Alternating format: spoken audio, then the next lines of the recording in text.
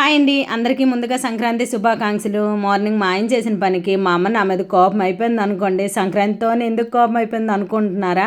Early morning లేచేసి వస్తానమ్మా అని చెప్పాను అనమాట నిన్న. ఇంకా మా ఆయనకి చెప్పాను, అలారం పెట్టండి 4 గంటలకంటే. మా ఆయన అలారం పెట్టలేదు. అంత తొందరగా వెళ్ళి ఏం చేస్తావులే అనేసి పెట్టలేదు అనమాట. నేను లెగిసేసరికి 6 అయిపోయింది. ఇంకా ఇంట్లో పనులన్నీ చేసుకొని దీపం పెట్టుకొని అన్నీ చేసుకొని వెళ్ళేసరికి 7 అయిపోయింది. అందుకే మా అమ్మ కోపం అయిపోయింది, ఒక్కదాన్ని చేస్తున్నాను ఇప్పటికి రాలేదు అని అనేసి అనమాట. సంక్రాంతికి ఈరోజు ఫస్ట్ టైము మా పేరెంటాలకి శారీ చూపించానండి. ఆ చూపించేసి ఇంకా అమ్మ వాళ్ళ ఇంటికి వెళ్ళాము.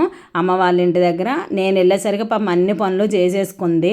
పక్కింటి వాళ్ళ పేరెంట్ని పిలిస్తే అక్కడికి వెళ్ళి వచ్చిన తర్వాత మా నాన్న అయితే ఇంకా పెద్దలకి మడపలు పెట్టేశారు. ఆ తర్వాత నాన్న తినేసి నేను అమ్మ కూడా తినేసామన్నమాట. ఆ తర్వాత కాసేపు ఫ్రెండ్స్ అందరితో రీల్స్ చేసాము.